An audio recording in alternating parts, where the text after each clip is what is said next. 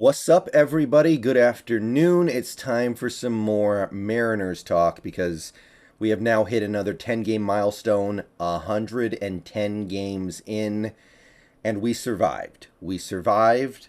We held our own. We looked like we belonged. It wasn't exactly what we wanted, but it was what we needed, and we are almost clear of the hardest part of the schedule with a solid record and good odds to make the playoffs still holding. We are now, as of yesterday's game, 59 and 51. We completed a 4-game split with the Angels, which probably is going to disappoint some people. I know. I get it. Believe me. But we were able to take a game from Houston, and we took 2 from the Yankees.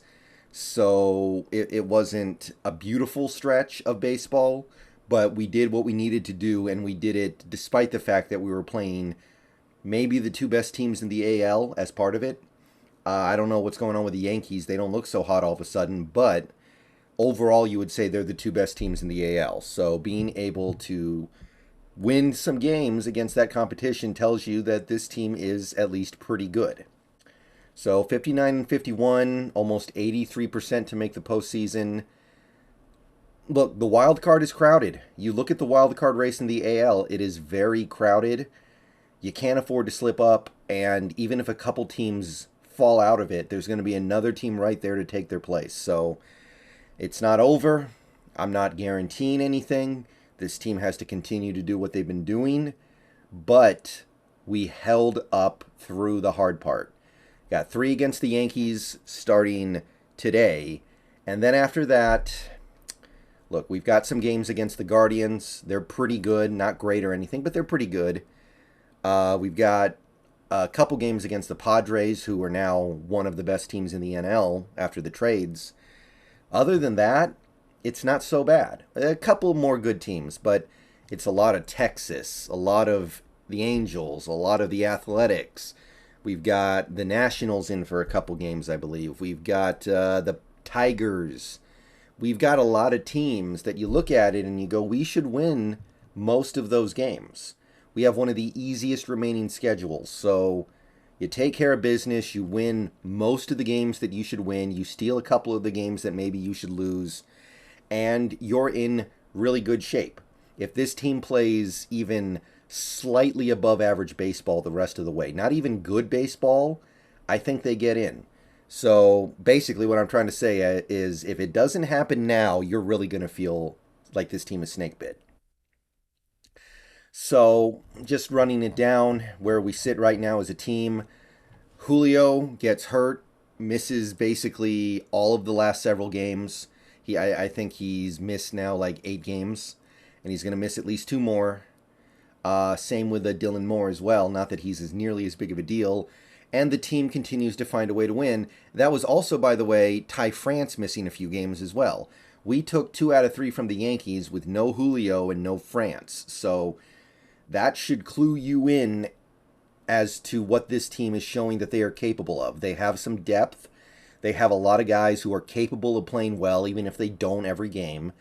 And even when you're missing your best hitters, there is still some degree of hope. And I know the Yankees don't have the best pitchers, and I know that stadium is a joke, and it's way too easy to hit home runs over there. But still, if you told me going into a series against a really good team like the Yankees that we were going to be missing our top 2 hitters, I would have said forget about it. I'm just hoping we get out of New York with no injuries, but no, we win the series. And it's starting to come together, that hypothetical dream lineup that doesn't have the big obvious hole. Now, there are some guys who are part of that hypothetical lineup who might be making you a little bit nervous, but I think we have to manage our expectations. Like, where is the lineup going to be in a couple of weeks, right? Frazier, he's playing great right now, playing awesome baseball. He can continue to lead off because he's getting on base at a really high clip, swinging the bat well. If Frazier keeps this up, he is going to be a perfectly adequate, perfectly good enough leadoff guy. Then France, one of the best hitters in the league. Julio, enough said. Mitch Haniger, who was a top 20 to 25 hitter last year. So if he gets back to that form, great cleanup guy. The 5 and the 6 are probably going to be Winker and Suarez. By the way, Winker has officially worked himself up to the point where he is a notably above average hitter, hitting 110 ops plus, hitting well against lefties and righties, actually. Not any huge holes in his game on either side of the plate. And that's your top 6. And then after that, you go, okay, we can do Cal, right? Because Cal's still hitting fairly well. A little bit of a slump the last few games, but Cal is showing that he's a professional hitter. You've got Crawford, and then you've got, now it looks like Haggerty. Haggerty may have earned that consideration. So that is a lineup where you don't look at anybody and go, oh no, that guy's about to come up, we're screwed. No. It's not amazing, and I will admit that there are probably some names in that list that I just brought up that make people nervous. Crawford is not playing great at the plate lately. His ops plus is almost down to 100. So he has regressed all the way back down to being basically a league average hitter. And Cal is not too far behind. He's basically down there as well. He's had a little bit of a harder go of it in the last few games, and it's brought his ops plus down to 104. What I would say is you take what you can get from the shortstop and catcher, and if they're providing average competency at the plate, then you live with it because they are good in the field, especially Crawford lately has been really good in the field. And Cal has shown that he's really good working with some of these pitchers, and the games seem to just flow better when Cal is behind the plate. But nevertheless, there is a little bit of maybe angst, a little bit of anxiousness around some of the guys I just mentioned, but Haggerty has been a revelation. So he's definitely earned the right to be part of a ideal lineup. And on top of that, on top of everything I just said, you look at this. You've got Taylor Trammell, Carlos Santana, and Kyle Lewis as pinch hitters.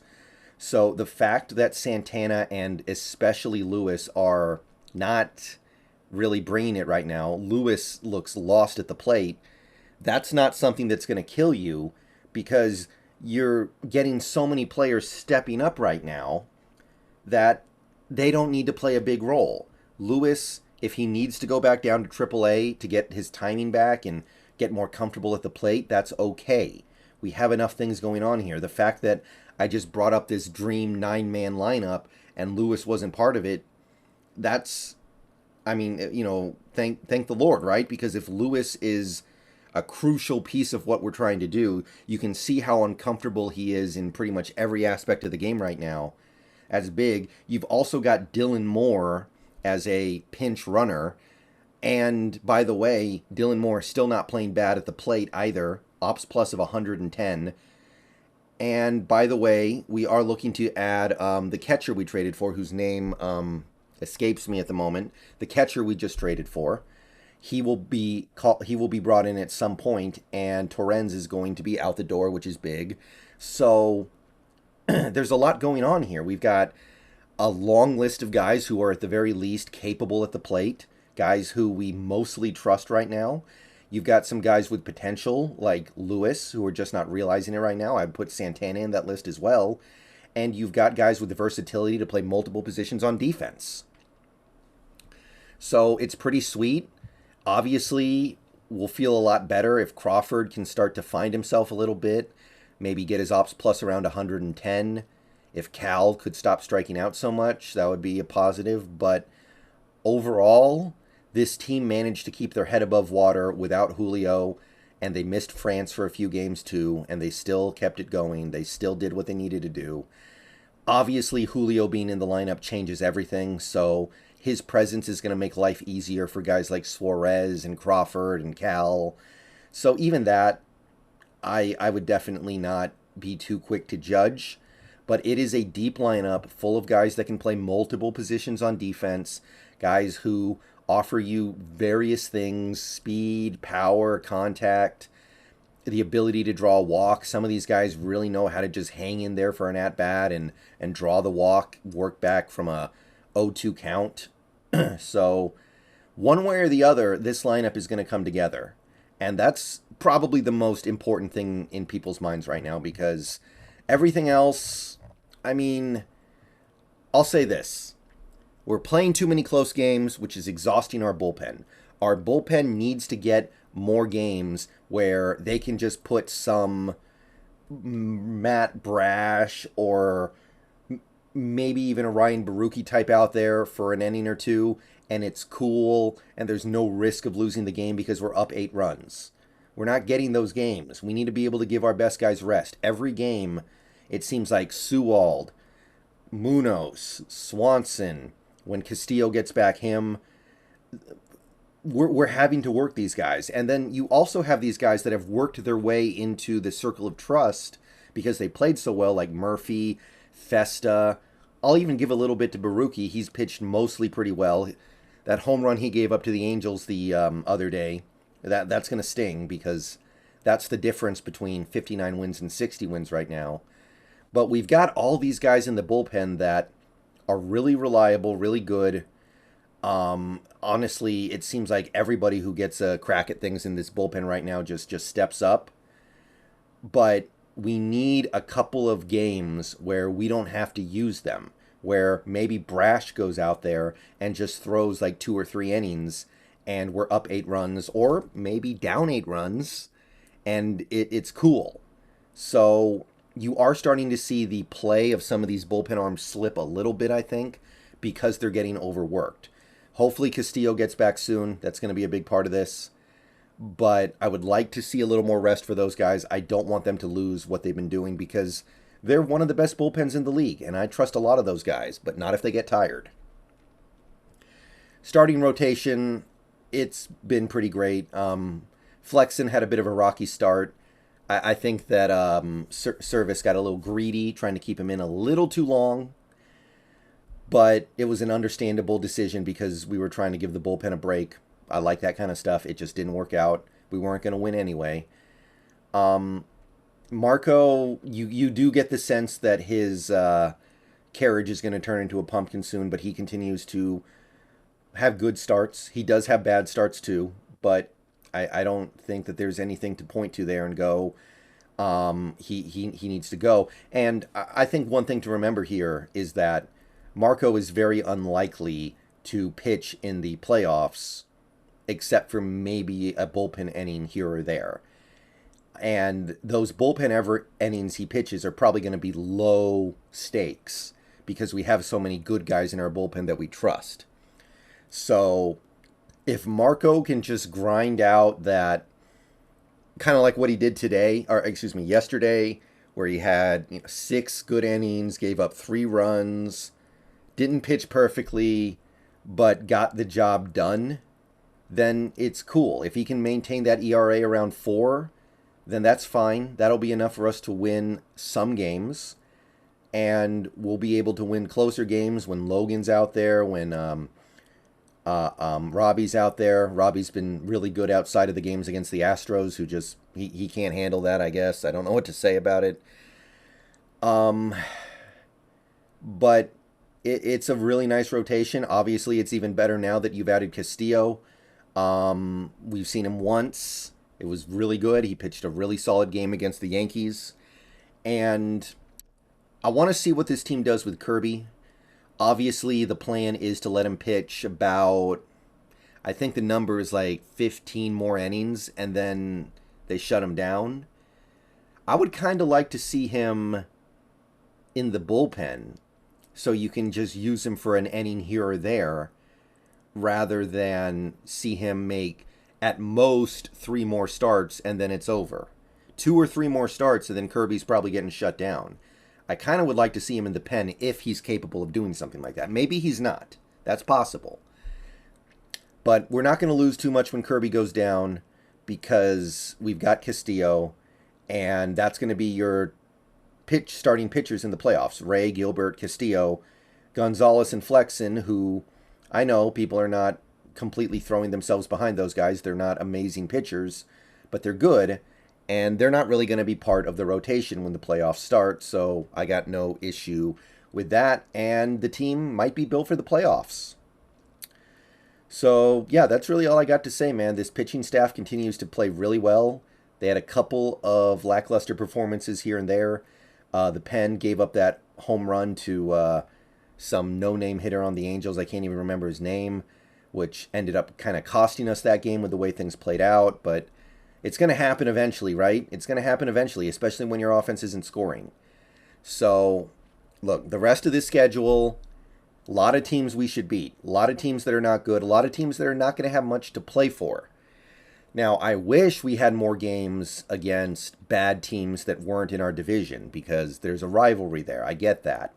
However, we're still clearly better than every team in this division except for the Astros. So you should be able to overcome that. And I get it. Like, we play the Angels more this year, and the Angels have been a problem.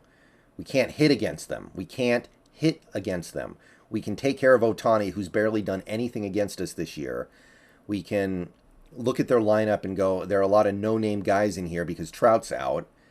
And we still look at it and go, it doesn't matter. We can't score. We need to score. So I hope that changes, obviously. Some people are saying we're bad against lefties. People have done some statistical analysis of that and determined that it's not really the case.